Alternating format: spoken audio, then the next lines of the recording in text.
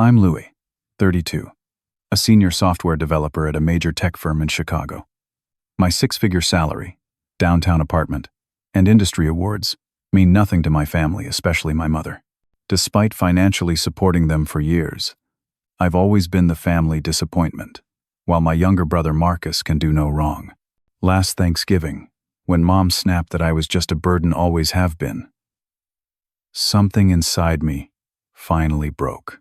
Before I dive into what happened next, drop a comment telling me where you're watching from, hit that like button, and subscribe to hear stories from people who finally stood up for themselves. Growing up in our middle-class neighborhood in Allentown, Pennsylvania, was an exercise in constant comparison. From my earliest memories, I was the responsible older son who could never quite measure up. Our home, a modest two-story colonial with fading blue paint, housed a family with clear favorites. My mother, Eleanor, was a high school English teacher, with exacting standards, at least for me. My father, Richard, worked as a bank manager. Stern, but less openly critical. They created two different childhoods under the same roof. Mine of high expectations and minimal praise, and Marcus's of endless second chances and effusive encouragement. I remember my 10th birthday when I received a set of encyclopedias to help improve my grades, while 3 months later, Marcus got the latest gaming console for his birthday despite bringing home a report card full of C's.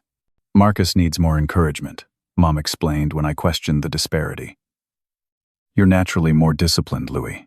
School became my refuge and validation source. Without the distraction of parental attention, I poured myself into academics. By 16, I was taking advanced placement classes and working weekends at the local grocery store, saving every dollar for college. My parents attended Marcus's soccer games religiously but missed my debate team's state championship. We're sorry, Louis. But Marcus had a small cold and needed us, they explained afterward. Though Marcus had recovered enough to go to a friend's house that same evening. College applications arrived, and I secured a partial scholarship to Northwestern University. The day my acceptance letter came, Mom glanced at it and said, "That's nice. But how will you afford the rest? No congratulations, no celebration dinner. Just practical concerns that emphasized I was on my own." Meanwhile, my parents started a college fund for Marcus, who was 2 years behind me but showing little academic ambition. I worked 3 part-time jobs throughout college. Mornings at a coffee shop, afternoons in the computer lab, and weekends doing freelance coding projects. Sleep became a luxury, as I maintained a 3.8 GPA while covering 80% of my expenses. My parents contributed a token amount, enough to claim they helped but insufficient to actually ease my burden. During those years, our phone calls centered around Marcus's college prospects, and my parents' expectation that I would help out once I graduated. Northwestern's career fair my senior year became my turning point. My project caught the attention of a recruiter from TechVision, a rising software company in Chicago. After 3 rounds of interviews, I landed an entry-level developer position with a starting salary that exceeded anything my parents had ever earned. When I called home with the news, Dad said, "That's great, son. Maybe now you can help your brother with his tuition." Over the next 10 years, I climbed the corporate ladder methodically. Promotion followed. Promotion as I established myself as a problem solver and innovator. I developed a patented algorithm that streamlined database searches, earning industry recognition and a significant bonus. I purchased a sleek 2-bedroom condo overlooking Lake Michigan, invested wisely, and built a comfortable life. Professional success filled the void of family approval almost. Marcus's story followed a dramatically different trajectory. After barely graduating high school, he attended the state university, where he changed majors 5 times before settling on business administration. My parents paid his full tuition, housing, and expenses. When he dropped out in his senior year to pursue entrepreneurial opportunities, they supported his decision unquestioningly. His entrepreneurial pursuits proved short-lived and varied.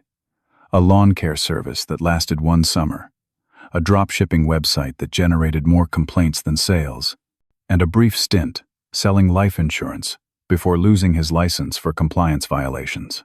Between ventures, Marcus returned home to live rent-free, with my parents covering his car payments, insurance, and credit card bills. At 28, Marcus met Jessica, got her pregnant, and had a shotgun wedding. My parents paid for the entire ceremony and gave them the renovated guest house on their property to live in, rent-free, of course. My niece, Lily, became the only genuine connection I felt to my family. I immediately established a college fund for her, knowing her parents' financial instability would likely continue. Meanwhile, I became the family bank. When my parents' mortgage fell behind after Dad's hours were cut, I stepped in with monthly payments. When Mom needed hip replacement surgery and insurance wouldn't cover the specialized procedure she wanted, I paid the $40,000 difference. When Marcus's car was repossessed, I covered the outstanding balance to protect the family credit score. Each time I provided financial assistance, it was received with the awkward gratitude one might show a stranger. Polite acknowledgement, followed by rapid subject changes. No one ever mentioned these contributions during family gatherings. Instead, conversations centered around Marcus's latest plans and potential, while my career achievements were treated as unsurprising expectations. Despite this emotional imbalance, I maintained regular contact and visits, hoping for eventual recognition or appreciation. Family therapists would later tell me this was classic people-pleasing behavior from a child raised with conditional love. But at the time, I just thought I was being a good son and brother. Financial support seemed the only value I could provide that my family would accept, however grudgingly. The November invitation to Thanksgiving came via my father's phone call rather than my mother's usual text message. This deviation from routine should have been my first warning sign. "Louis, your mother expects you for Thanksgiving," he said, his tone carrying the weight of an obligation rather than the warmth of an invitation. "Marcus and Jessica are bringing Lily, and your mother wants the whole family together." I hesitated, calculating the projects due at work and the 6-hour drive each way. "Dad, I'm in the middle of a major system implementation. I might need to take a rain check this year." His sigh carried through the phone with practiced guilt. "Your mother will be very disappointed. She's already planning the menu around your favorites." This was a blatant manipulation. Mom had never once adjusted her traditional menu for my preferences. "I'll have to move some meetings and use vacation days," I said, already relenting. "That's good," Dad replied, then immediately shifted topics. "By the way, have you looked at those investment options for my retirement account? The bank is suggesting I reallocate some assets." And there it was, the real purpose of the call. After promising to review his portfolio and securing my Thanksgiving attendance, Dad ended the call without asking a single question about my life or work. 2 weeks later, I found myself navigating my BMW through the first winter storm of the season. Visibility reduced to mere feet as I crawled along Interstate 80 toward Pennsylvania. I'd left Chicago at dawn to beat the weather, but ended up caught in its full fury. The 6-hour drive stretched to 9 stressful hours, my knuckles white on the steering wheel as I questioned my decision to make this journey at all. The trunk contained carefully selected gifts: an expensive cashmere sweater for Mom, a rare single malt scotch for Dad, and a handcrafted dollhouse for Lily that had cost nearly $1,000. For Marcus and Jessica, I'd chosen matching Apple Watches in extravagance that exceeded the combined value of all birthday and Christmas gifts I'd received from my family over the past decade. When I finally pulled into my parents' driveway at 7 p.m., the lights were on, but no one came out to greet me despite the blizzard conditions. I trudged through ankle-deep snow with my suitcase and one bag of gifts, making a mental note to retrieve the others later. Mom answered the door with a dishcloth in hand. "You're late. We already ate dinner," she said by way of greeting. "There was a blizzard, Mom," I explained, stomping snow from my boots. Interstate 80 was barely passable. She sniffed dismissively. "Well, there's a plate in the microwave. Your father's watching the game in the den." No hug, No good to see you. No acknowledgement of the treacherous journey I'd made. I found Dad in his recliner, eyes fixed on a football game I knew he had little interest in. "Hey, son," he said, glancing up briefly. "Bad drive, huh? Listen, while you're here, I'd like to go over those 401 Kelvin statements. The market's been volatile." "Hi, Dad." "Good to see you too," I replied, the sarcasm lost on him. "Maybe tomorrow? I've been driving all day in a blizzard." Sure. He nodded, attention already back on the television. Tomorrow. I ate my reheated lasagna alone at the kitchen counter while Mom bustled around cleaning, updating me on neighborhood gossip I had no context for. Not once did she ask about my life in Chicago, my work, or my friends. When I mentioned my recent promotion to senior developer, she responded with, "That's nice. Did I tell you Marcus is thinking of starting his own consulting business? Your father's very excited about the prospect." I was halfway through my meal when headlights flashed in the driveway, followed by the sound of doors slamming and animated voices. Mom's entire demeanor transformed instantly. Her face brightened. She straightened her posture, and she hurried to the door. "They're here," she announced with more excitement than she'd shown for my arrival. Marcus entered like a returning hero, arms spread wide, his charismatic smile on full display. "Mom! Dad! The prodigal son has returned," he announced theatrically, drawing Mom into a bear hug that lifted her off her feet. Behind him, Jessica carried a sleeping Lily while struggling with a diaper bag. I stood to help Jessica, taking the sleeping 4-year-old from her arms. "Let me help you with her," I said quietly. Jessica's tired smile held genuine warmth. "Thanks, Louie." She's been asking about her Uncle Louie all day. Meanwhile, Dad had emerged from the den to clap Marcus on the shoulder. "There he is.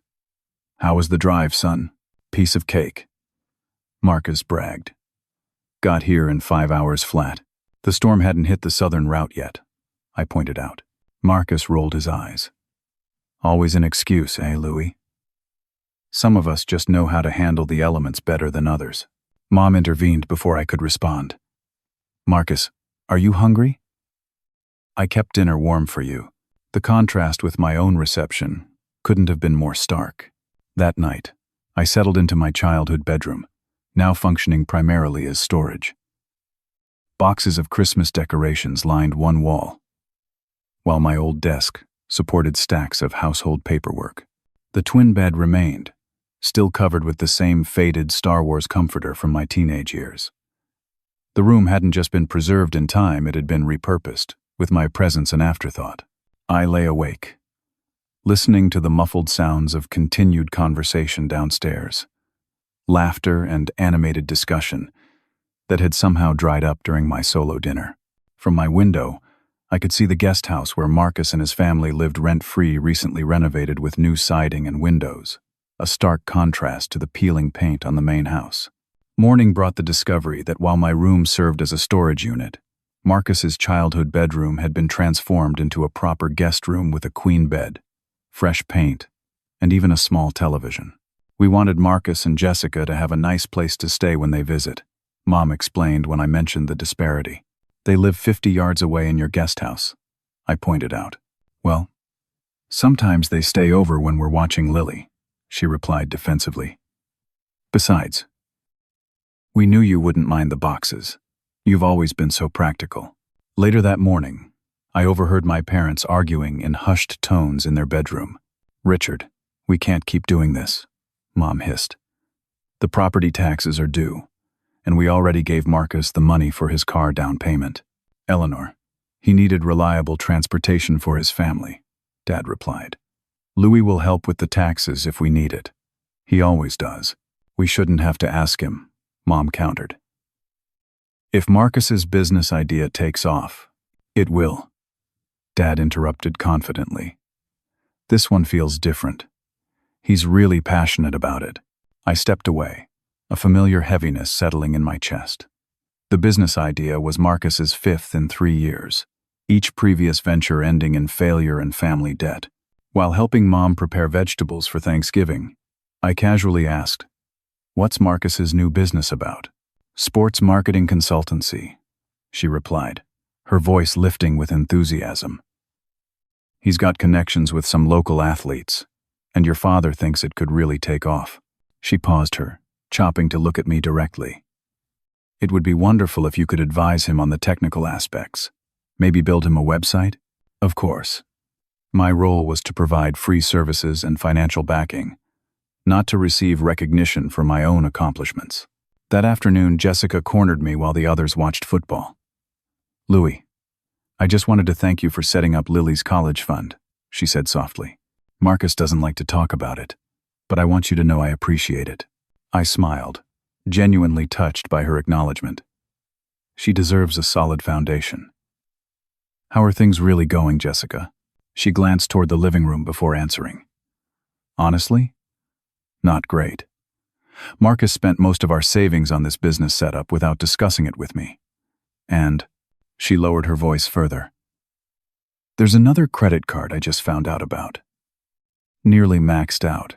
I nodded, unsurprised but sympathetic. "If you need help—" "No," she interrupted firmly. "That's not why I'm telling you this. She sighed. "I just think you should know what you're really supporting sometimes, and maybe consider if it's actually helping or enabling." Her candor was refreshing and disturbing. Before I could respond, Marcus appeared in the doorway. "What are you two whispering about?" he asked, suspicion edging his tone. "Just catching up," Jessica answered smoothly. "Louis was telling me about Chicago." Marcus's expression relaxed. "Well, come watch the game. Dad's explaining why my business model is going to revolutionize local sports marketing." I spent that night questioning why I continued to maintain these family relationships. The answer always circled back to the same desperate hope. That someday, somehow, my family would see me, truly see me, and offer the approval I'd been seeking since childhood. Thanksgiving morning dawned clear and cold. I rose early, heading downstairs to help with preparations while the house remained quiet. Mom found me peeling potatoes at 6 a.m. "You didn't need to start yet," she said, tying on her apron. "I could have handled this. I took a culinary course last year," I offered. "I make a great garlic mashed potato with rosemary." She frowned, taking the peeler from my hand. "We make traditional mashed potatoes for Thanksgiving, Louis. No fancy additions. Your grandmother's recipe." I backed away, recognizing the futility of offering suggestions. What can I help with, then? For the next 5 hours, I chopped, stirred, and basted under Mom's critical supervision. Each task came with corrections. I was chopping the celery too coarsely, stirring the gravy too vigorously, basting the turkey too frequently. Meanwhile, Marcus slept until 11, finally emerging from his childhood bedroom looking refreshed. "Something smells amazing," he announced, giving Mom a kiss on the cheek before snagging a warm dinner roll from the cooling rack. "Your rolls are the best, Mom. I made those," I said quietly. "With my recipe," Mom added quickly. "Marcus, honey, would you check the dining room table? Make sure your father set it correctly?" Marcus sauntered off, roll in hand, task-free, while I continued laboring under Mom's supervision. By noon, Dad and Marcus were engaged in deep conversation about the potential investment in Marcus's new business venture. I caught fragments as I passed back and forth from kitchen to dining room. "Initial investment of $15,000 should secure the office space and basic equipment," Marcus was saying. "Then another 10 for marketing materials and website development." "Sounds reasonable," Dad nodded thoughtfully. "I wonder if we could liquidate some of those bonds. Or maybe Louis could help out," Marcus suggested, lowering his voice. "He's got money to burn." I pretended not to hear, continuing to set the formal dining table with the good china that only appeared for holidays. Each plate I placed felt heavier than the last as resentment built in my chest. By 4 p.m., the dining room transformed into a showcase of traditional Thanksgiving splendor. The antique mahogany table, extended to its full length with all 3 leaves inserted, stretched nearly the entire room. Mom's heirloom china, ivory with gold trim, marked each place setting atop burgundy placemats. The sterling silver flatware, polished by me that morning, gleamed under the chandelier that had hung in the same spot since my great-grandfather built the house. The turkey, a 24-pound behemoth, commanded center stage on Grandmother Patterson's serving platter, surrounded by satellite dishes of mashed potatoes, green bean casserole, sweet potato casserole topped with toasted marshmallows, cranberry sauce, both homemade and the canned jellied version Marcus preferred, stuffing, gravy boats, and fresh dinner rolls. The combined aromas created that distinctive Thanksgiving perfume that, despite everything, still triggered nostalgic comfort. Aunt Vivian and Uncle Harold arrived first, followed by Dad's younger sister Aunt Patricia with her husband Uncle Thomas and their college-aged twins Zachary and Zoe. I greeted each with genuine warmth. The extended family had always been easier for me to connect with than my immediate one. "Louie, how's the big shot programmer?" Uncle Harold boomed, clapping my shoulder hard enough to make me wince. "Still making millions with your computer magic?" "Software developer," I corrected gently. "And doing well, but not quite millions." "Don't be modest," Aunt Vivian said, patting my cheek. "Richard told us about your promotion. Senior developer at your age. We're so proud." The simple acknowledgement created a warm glow that carried me through the awkward pre-dinner mingling. I noticed Aunt Patricia speaking to Mom in hushed tones by the kitchen door, Mom's expression growing increasingly pinched as she glanced in my direction. Family gossip traveling at light speed, as usual.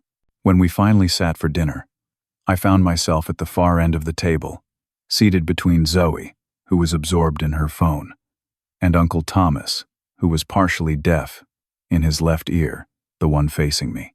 The symbolism wasn't lost on me. Physically present, but functionally isolated. Marcus, meanwhile, sat at Dad's right hand, with Mom at the head of the table, and Lily beside her in a booster seat.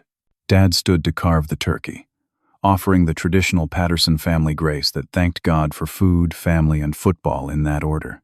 Light laughter followed. Plates were passed, and the meal began in earnest. Initially, conversation flowed in separate tributaries around the table, Aunt Vivian and Mom discussing neighborhood changes, Uncle Harold and Dad debating the merits of various football teams, the twins sharing campus stories with Jessica. I ate quietly, occasionally answering Uncle Thomas's too loud questions about computer security. Then Aunt Patricia, always the family conversation director, tapped her water glass. "I think we should go around and share what we're thankful for, and something special that happened this year. Who wants to start?" "I will," Marcus volunteered instantly, standing with his wine glass. "This year, I'm thankful for family who always believes in me, and I'm excited to announce that Patterson Sports Marketing Consultants will officially launch in January." He raised his glass. "To new beginnings and family support." Cheers erupted around the table, with Dad adding, "Marcus has lined up 3 local minor league players as his first clients. He's really tapping into an underserved market." All eyes turned expectantly to me as the natural next person to share. I stood, somewhat reluctantly. "I'm thankful for health and stability," I began. "And this year, I was promoted to senior developer, led the team that launched our company's new security platform, and received the Innovation Award at the Midwest Tech Conference." The response was noticeably more subdued, polite nods and murmurs rather than enthusiastic cheers. Mom's expression remained neutral, almost bored. "That's nice, Louie," she said flatly. "Vivian, what about you?" The dismissal stung, but I was accustomed to such treatment. I caught my niece Lily watching the interaction with a small frown, her perceptive eyes moving between her grandmother and me. Even at 4, she seemed to sense the imbalance. Uncle Harold, 3 glasses of wine deep and oblivious to undercurrents, shifted the conversation toward real estate. "Housing market's going crazy. Refinanced our mortgage, Saved $400 a month. You ought to look into it, Richard. Dad cleared his throat uncomfortably. Actually, refinancing isn't an option for us right now.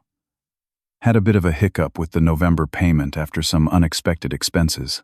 Mom shot him a warning look, while Marcus suddenly became very interested in his sweet potatoes. I thought Louis was handling the mortgage, Aunt Patricia said, her filter diminished by Chardonnay. Isn't that what you told me, Eleanor? A heavy silence descended on the table. I set down my fork slowly, feeling all eyes shift toward me. I've been helping with the mortgage, I confirmed evenly. For the past 5 years, Mom's face tightened. Louis, this isn't an appropriate dinner conversation. I'm just clarifying, I replied, maintaining my calm. Since it was brought up, Marcus snorted. There he goes again, making sure everyone knows when he's handed out money. Real generous people don't keep score, bro. The hypocrisy was staggering. I don't keep score, I said. But I also don't pretend the support isn't happening. Support that you can easily afford. Mom interjected sharply. With your fancy job and no family responsibilities, I'd hardly call paying someone else's mortgage no responsibilities, I countered. Dad attempted to intervene. Let's change the subject. How about those Eagles this season? No, Mom interrupted, setting down her wine glass with enough force to slosh the contents. Her eyes fixed on me with an intensity that silenced the table. I'm tired of the financial martyrdom, Louis. You make these gestures and then hold them over our heads. I've never. You have a success and expect us all to throw a parade, she continued, color rising in her cheeks. Some people contribute to their families without constant validation. Marcus nodded in agreement. Seriously, man. Every visit turns into the Louis financial report. The unfairness of their characterization left me momentarily speechless.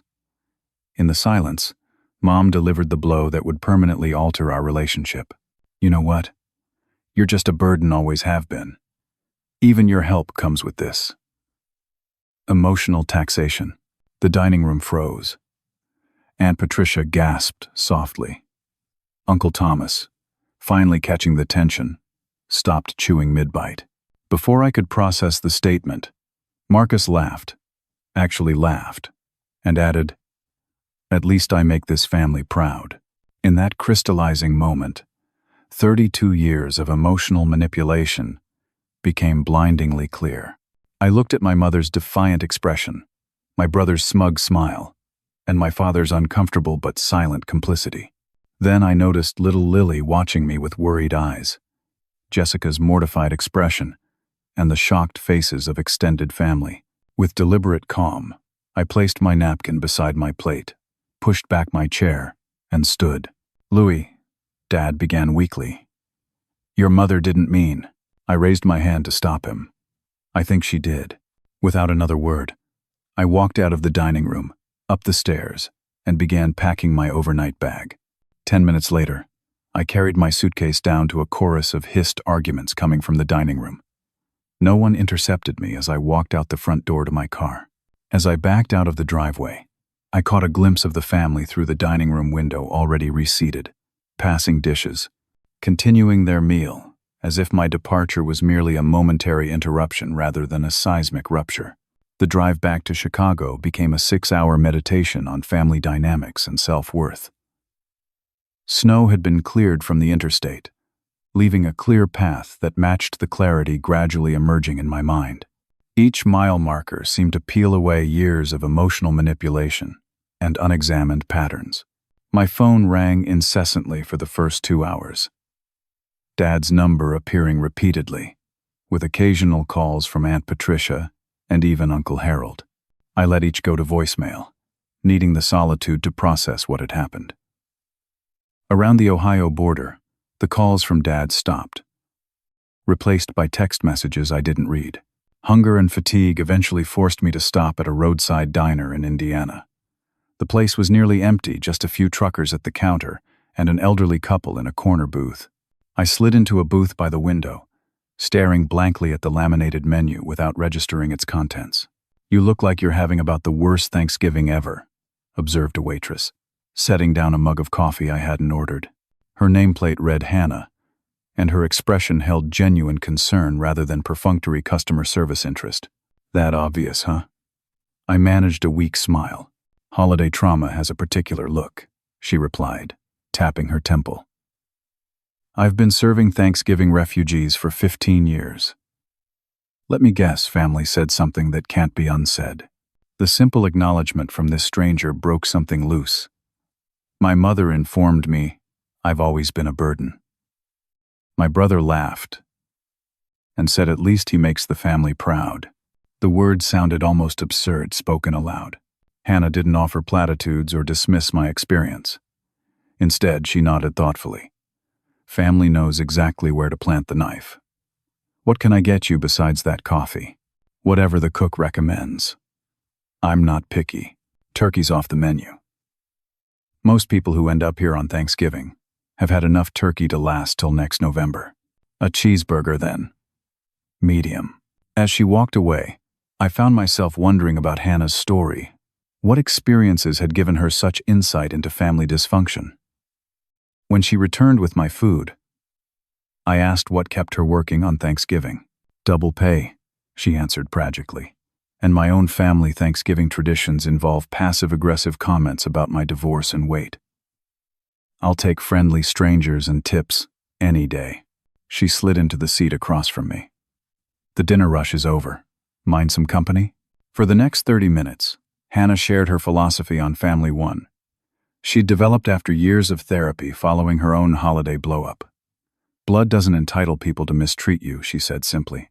"Some family trees need pruning for the rest to grow healthy." Her straightforward wisdom provided a framework for thoughts already forming in my mind. When I finally continued my journey, I left her a $100 tip with a note. "Thanks for the perspective. It was worth more than you know." Arriving at my Chicago apartment at 2 a.m., I felt the contrast acutely. My home, modern, clean, and decorated according to my preferences, welcomed me without judgment or conditions. I stood in the entryway, breathing in the absence of tension that had permeated my parents' house. The weekend passed in a haze of work and avoidance. I threw myself into a coding project, grateful for the focus it required. By Monday, my phone showed 37 missed calls, 22 voicemails, and 53 unread text messages, a digital monument to family crisis. I ignored them all, instead scheduling an emergency session with Dr. Wilson, the therapist I'd been seeing sporadically for anxiety. Dr. Wilson's office provided a neutral space to articulate what had happened.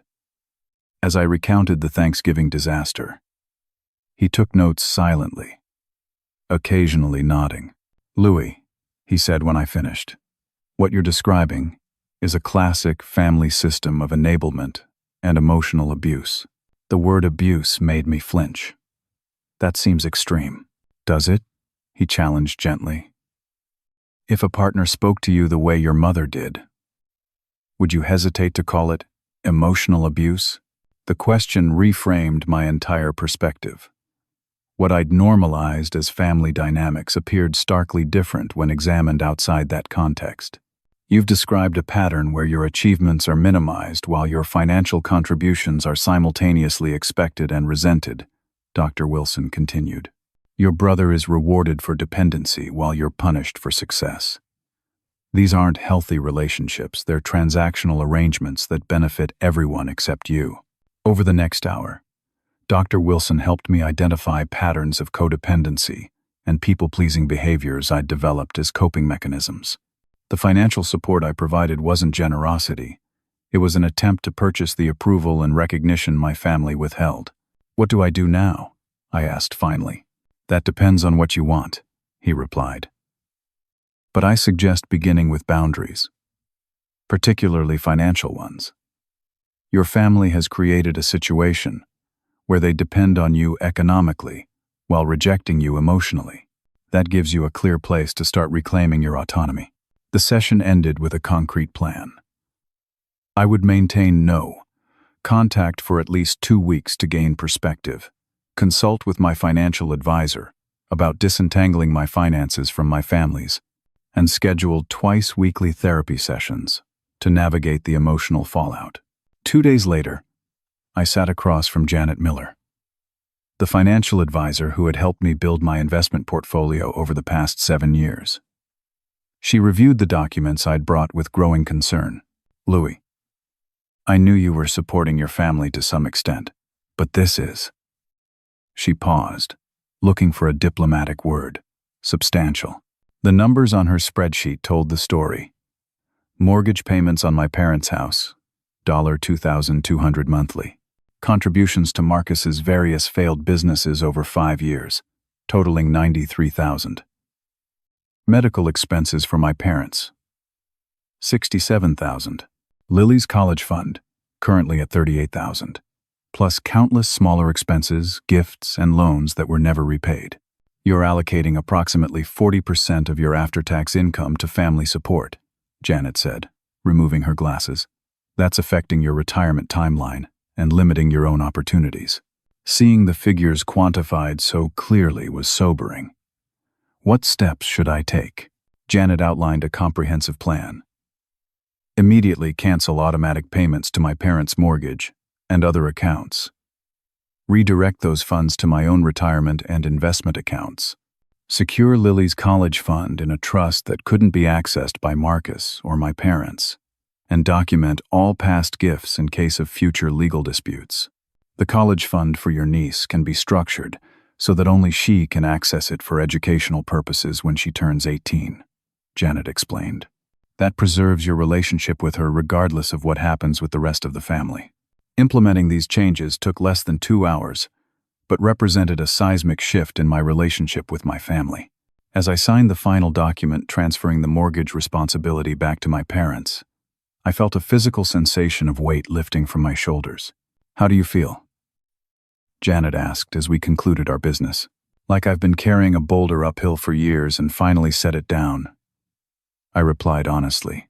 She smiled. "Financial boundaries are some of the hardest to establish, but among the most important.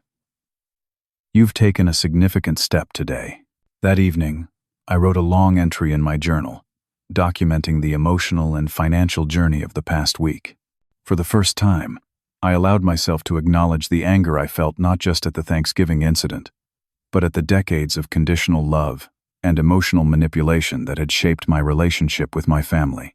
The entry concluded, "I've been trying to buy love that should have been freely given. No more." The first wave of reaction came via text messages, beginning with expressions of concern that quickly evolved into guilt trips, then escalated to accusations and threats as my continued silence made it clear this wasn't a temporary cooling-off period. "Dad. Louis, please call us. Your mother is upset about what happened." "Dad. Son. Everyone says things they don't mean sometimes." "Dad. Your mother was just tired from cooking all day." "Dad. Louis. This silent treatment isn't mature." "Dad. We're worried about you. Please respond." Mom's messages followed a different trajectory. "Mom. I hope you're satisfied with the scene you caused." "Mom. Your dramatic exit ruined Thanksgiving for everyone." "Mom. I won't apologize for speaking the truth." "Mom. Your selfishness has always been your worst quality." "Mom. Fine. Ignore your family. Prove my point." Marcus, predictably, took the most aggressive approach. "Marcus. Way to make everything about you again." "Marcus. Mom's crying because of you. Hope you're happy." "Marcus. Real men don't run away from family disagreements." "Marcus. You always do this. Throw money around, then act like the victim." "Marcus. You're dead to this family if you don't apologize to Mom." The extended family divided into factions. Aunt Patricia sent a diplomatic message suggesting healing conversations. Uncle Harold advised me to man up and forgive your mother, she gave you life. After all, the twins remained silent, while Uncle Thomas, who had likely missed most of the exchange, sent a text about an unrelated fishing trip. Jessica's message stood out for its authenticity. I understand why you left. Take the time you need. Lily misses you, but I've told her. Uncle Louis is taking care of important business. I read each message but replied to none, following Dr. Wilson's advice to maintain distance until I felt emotionally grounded enough to engage without being pulled back into old patterns. 2 weeks after Thanksgiving, the tenor of messages changed dramatically. The shift coincided exactly with the date the December mortgage payment would have been automatically deducted from my account, but wasn't. Dad's call came at 7:15 a.m. on a Tuesday. After 2 weeks of letting everything go to voicemail, I surprised myself by answering. Louis? His voice carried a note of panic I'd never heard before. There must be some mistake with the bank. The mortgage payment didn't go through. I took a deep breath, centering myself before responding. There's no mistake, Dad. I've stopped making your mortgage payments. The silence stretched for several seconds before he sputtered. But we were counting on that. I know you were, I replied evenly. That's part of the problem, son. If this is about what your mother said at Thanksgiving, it's about a lot more than that. It's about years of being taken for granted, expected to provide financial support while being treated as an emotional outsider. That's not fair, Louis. We appreciate everything you do for the family. When have you ever said that? When have you ever acknowledged the role I've played in keeping this family financially afloat? Another lengthy silence. What am I supposed to tell your mother? The mortgage company has already called. Ask your pride and joy, I said, echoing Marcus's words from Thanksgiving. At least he makes the family proud. The brutal simplicity of this response clearly stunned my father. His voice dropped to a whisper. Louis, what are you saying? That you're cutting us off completely? I'm saying I'm no longer enabling a dysfunctional family system. I've paid your mortgage for 5 years. I've covered Marcus's failed business ventures and bailed him out of debt repeatedly. I've paid medical bills, car payments, and countless other expenses. And in return, I've been treated as an outsider, and now, apparently, a burden. Everyone was upset at Thanksgiving. Things were said, things that have been felt for years, I interrupted. Mom didn't create those feelings in the moment. She finally said what she's always believed. Dad's tone shifted to anger. So this is revenge? Financial punishment because your feelings got hurt? This isn't punishment, Dad. This is me stepping back from an unhealthy dynamic. You and Mom have enabled Marcus's irresponsibility for years while taking my support for granted. That stops now. Louis, please. I have to go. I have a meeting. I ended the call, my hand shaking slightly, but my resolve intact. The financial boundaries triggered an escalation I hadn't fully anticipated. 2 days later, my assistant buzzed my office intercom. Mr. Patterson, there's a woman in reception claiming to be your mother. She's quite insistent about seeing you immediately. My stomach dropped. I'm on a conference call. Please have security escort her out if she refuses to leave. Are you sure? She seems very upset. I'm sure. Thank you, Diane. 15 minutes later, Diane called again. Security had to escort her out. She was making quite a scene. Her voice held a note of curiosity. She was too professional to voice directly. I apologize for the disruption, I said formally. It won't happen again. That evening, my building's doorman called up. Mr. Patterson, your mother is in the lobby demanding access to your apartment. Should I call the police? No, please don't, I sighed. Tell her I'll come down. In the lobby. Mom stood rigidly by the reception desk, her expression a mixture of fury and triumph at having forced a confrontation. What are you doing here? I asked quietly, aware of the doorman pretending not to listen. You've left me no choice, she hissed. You won't answer calls. You've abandoned your financial responsibilities. Let's talk outside, I interrupted, guiding her toward the door. Once on the sidewalk, I turned to face her. Mom, you need to go home, not until you fix what you've done, she insisted. The bank is threatening foreclosure. Your father's retirement account doesn't have enough to cover the mortgage. Marcus can't help because he's investing in his business. These aren't my problems to solve, I said firmly.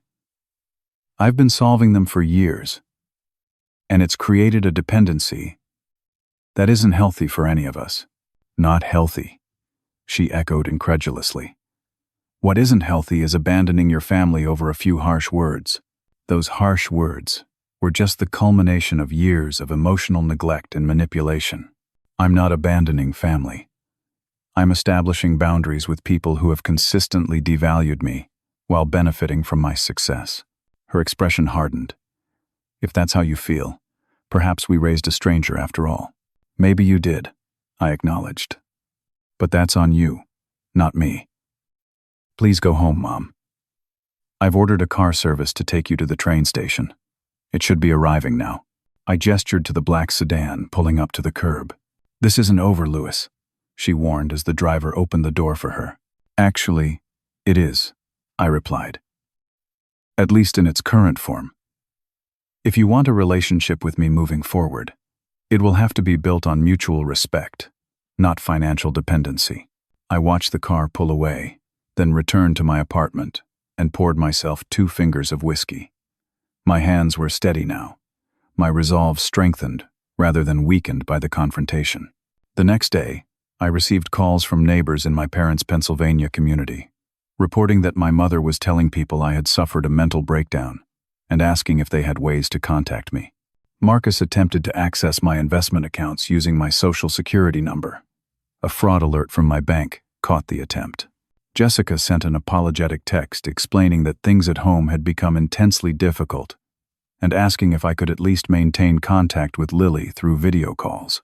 Through it all, I documented each contact attempt and discussed strategies with Dr. Wilson to maintain boundaries without completely severing the possibility of future reconciliation.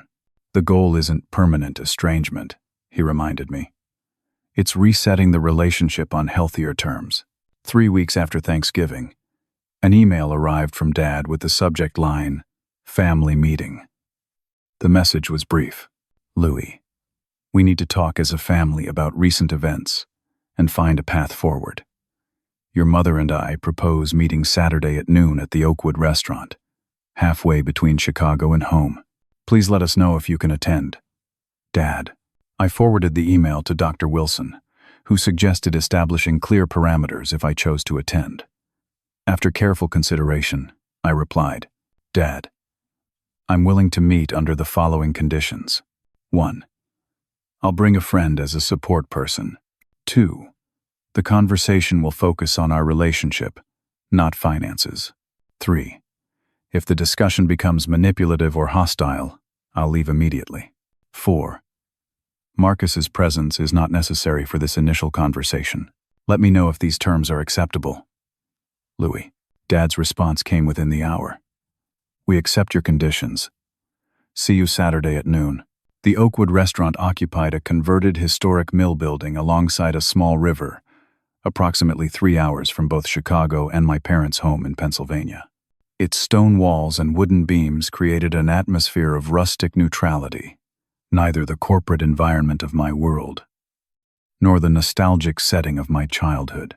I arrived 30 minutes early with Anthony, my best friend since college, and the person who knew the full history of my family dynamics. We secured a private dining room the restaurant offered for business meetings, positioning ourselves at the table with a clear view of the door and exit. Remember, Anthony said as we waited, you're here to communicate your boundaries, not to justify them. You don't need their approval. To prioritize your own well-being. I nodded, grateful for his steady presence and the weeks of preparation with Dr. Wilson that had equipped me with clear language and resolve. At precisely noon, the door opened to reveal my parents and Marcus. My father's expression was apologetic. My mother's, defiant. My brother's, openly hostile. You said Marcus wouldn't be here. I addressed my father, remaining seated. We felt it was important for the whole family to participate, Dad replied. already compromising the very first boundary I'd established. Anthony shifted in his seat beside me, a subtle reminder of our exit strategy. "Would you prefer to leave?" he asked quietly. After a moment's consideration, I shook my head. "I'm staying. This actually makes things clearer." I gestured to the chairs across the table. "Please, sit down." The tension was palpable as they settled themselves, Dad in the middle with Mom and Marcus flanking him like opposing counsel. A server appeared to take drink orders, providing a momentary reprieve from the confrontational atmosphere. Once we were alone again, Dad cleared his throat. "Louis, we've come here today to try to understand what's happening and how we can move forward as a family. Your sudden withdrawal has created significant hardship. I'd like to clarify that it wasn't sudden," I replied calmly. "It was the culmination of years of imbalance and disrespect that reached a breaking point at Thanksgiving." Mom sniffed dismissively. "One comment made in the heat of the moment, and you throw your entire family into financial crisis." "Eleanor," Dad cautioned, placing a hand on her arm. "No, Richard." She pulled away. "I won't pretend this is reasonable behavior. Louis is punishing us financially because his feelings were hurt. It's childish and vindictive." I maintained eye contact with her, my voice level. "What you're calling punishment is actually me stepping back from an unhealthy pattern. For years, I've provided substantial financial support to this family while receiving emotional scraps in return. That's not a relationship, it's exploitation." Marcus leaned forward, jabbing a finger toward me. "You've always held your money over our heads like some kind of power play. At least I've been honest about needing help. You use it to feel superior. Is that what you really believe?" I asked, genuinely curious. "That I've spent over $200,000 supporting this family just to feel superior?" The figure caused Dad to wince visibly. "You've never needed the money," Mom argued. "You've got your fancy job and apartment. We've made sacrifices raising children.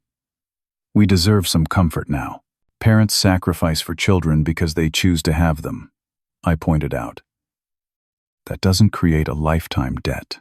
And if we're talking about fairness, how do you justify taking my financial support while treating me as less valuable than Marcus?" "We've never," Dad began. "You have," Anthony interrupted, speaking for the first time. "I've witnessed it for over a decade. Every family gathering, every phone call Louis has shared with me. It's a consistent pattern of minimizing his achievements while celebrating Marcus's mediocrity." Marcus stood abruptly. "Who the hell is this guy to judge our family?" "This is Anthony, my friend and witness," I replied evenly. "He's here to help keep this conversation productive. Please sit down, Marcus, or this meeting is over." After a tense moment, Marcus resumed his seat, muttering under his breath. I placed a folder on the table and opened it, revealing neatly organized financial records. These documents show every payment I've made to support this family over the past 7 years. Mortgage payments, medical bills, car loans, credit card debt, particularly Marcus's business, investments, household repairs, and dozens of other expenses. I turned to a summary page. The total exceeds $250,000. Money freely given, never acknowledged, and apparently resented despite its necessity. Dad stared at the figures, color draining from his face. I had no idea it was this much. "That's part of the problem," I said. "You've normalized taking from me while giving nothing back, not even basic respect or acknowledgement." "We've given you plenty," Mom protested. "We raised you, educated you. You provided the legal minimum for a child," I corrected. "And you've made it abundantly clear that was a burden rather than a joy. Meanwhile, you've financially enabled Marcus's irresponsibility well into adulthood." Marcus slammed his hand on the table. "Not everyone can be a computer genius, Louis. Some of us need time to find our path. You're 30 years old, Marcus. You've had time. What you haven't had is consequences. Until now." The conversation continued in this vein for nearly an hour, my parents alternating between defensive justification and guilt-inducing pleas. Marcus oscillating between victimhood and aggression, and me maintaining the calm, factual boundaries Dr. Wilson and I had practiced.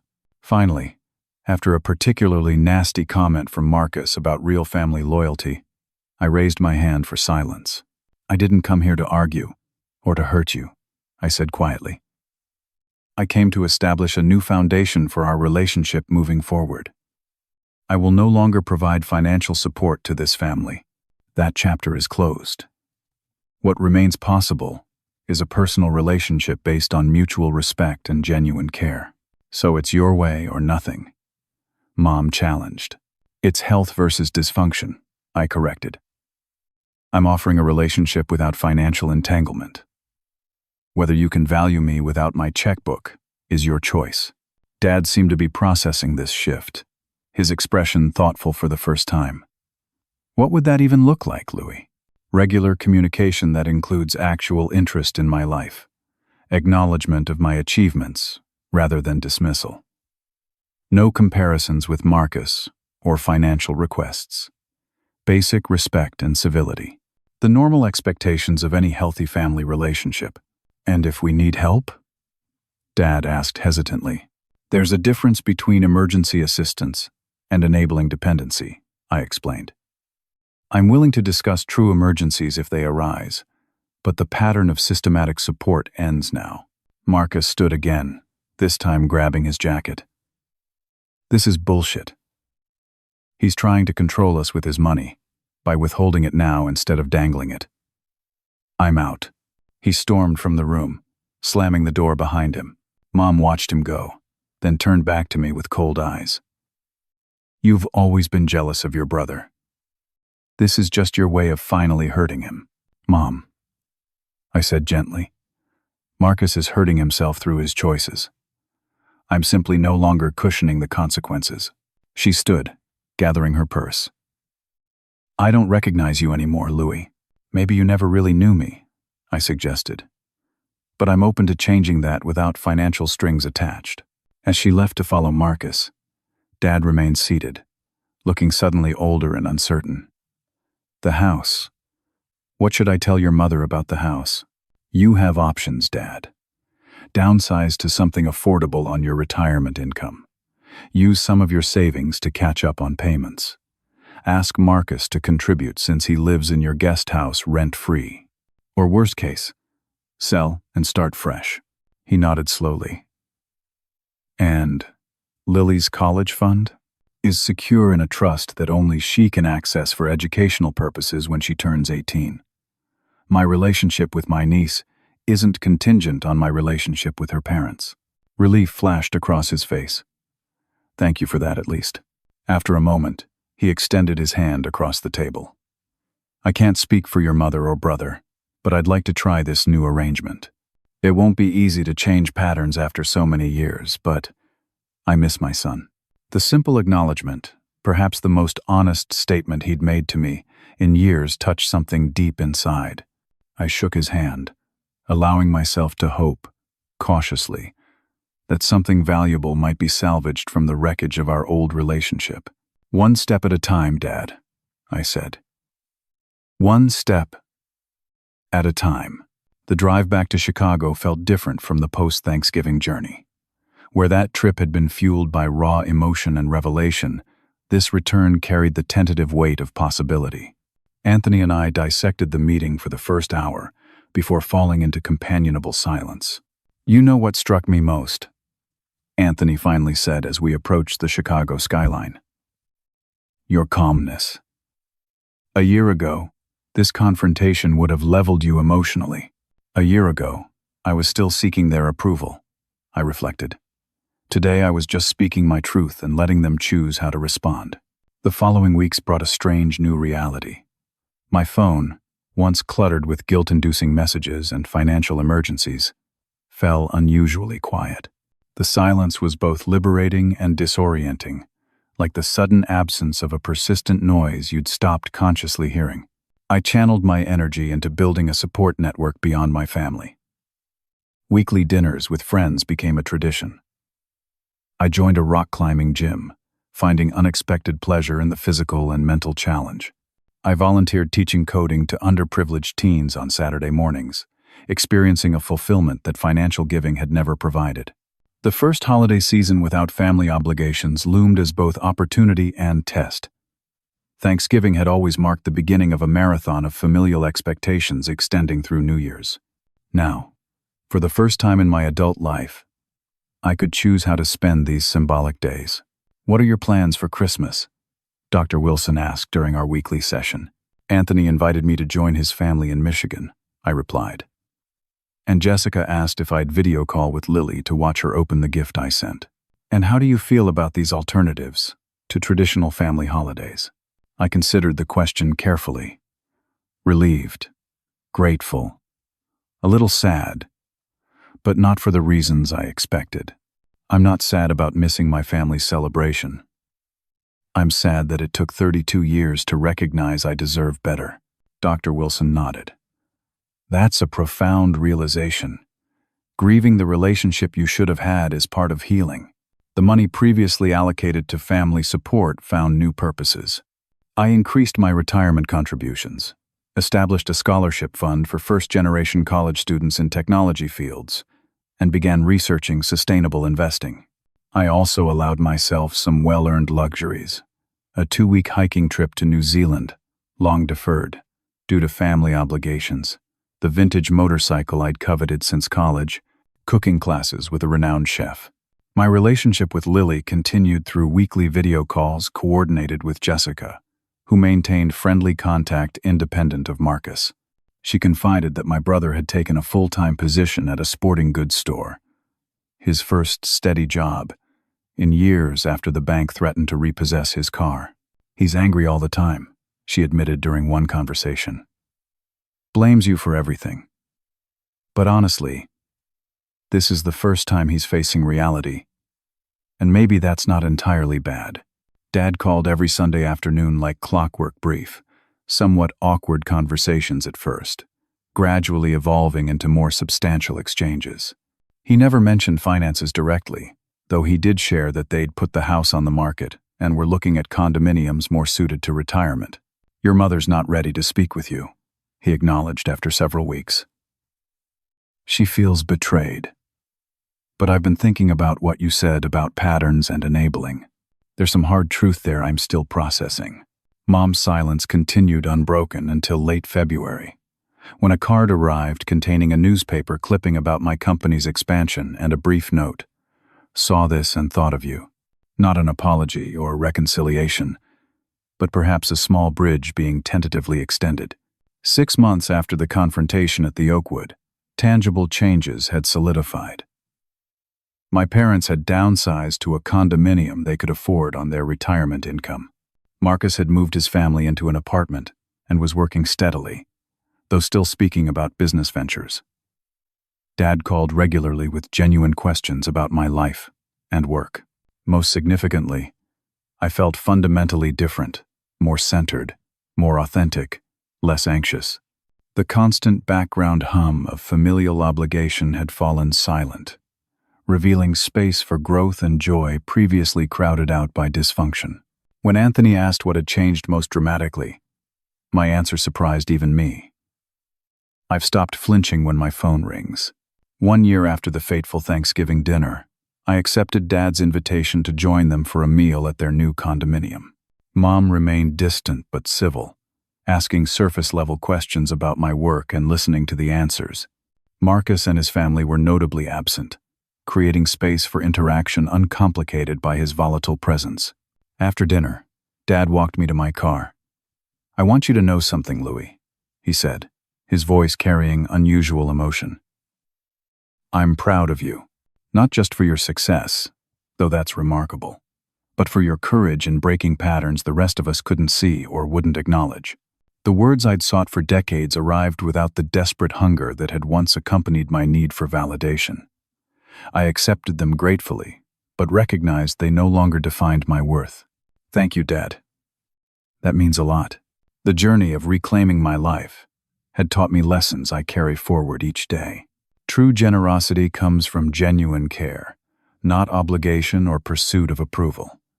Financial support without emotional respect creates dependency, not relationship. Boundaries aren't walls. They're the foundation upon which healthy connections are built. Most importantly, I learned that family isn't defined by unconditional financial support, but by unconditional emotional respect.